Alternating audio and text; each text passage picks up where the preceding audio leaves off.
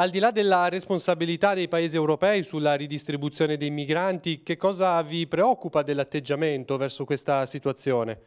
A noi preoccupa ovviamente il lato umano e dell'accoglienza, insomma, di queste persone, proprio perché in questi 20 anni di mia appartenenza alla comunità, ma in tutta la storia della comunità Papa Giovanni XXIII, non ho mai visto la comunità schierarsi politicamente, quindi noi non ne facciamo assolutamente un discorso politico, a noi interessa che le persone che hanno bisogno siano accudite. Io penso che l'umanità, insomma, quella con la U maiuscola, vada attuata sotto tutti i fronti, insomma, quindi dall'accoglienza alla condivisione con le persone che hanno bisogno.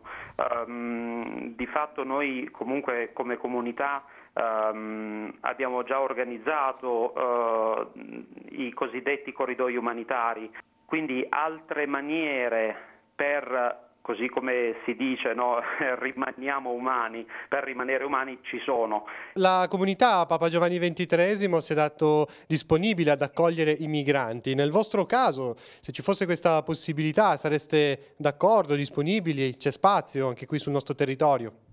Sì, assolutamente sì. Anche qui nel territorio ligure ci sono delle disponibilità per l'accoglienza di queste persone. Anche nella vostra casa famiglia, se arrivasse un migrante, sarebbe contento di ospitarlo? Sì, noi siamo una di quelle case che ha dato disponibilità, quindi sì, sì, assolutamente.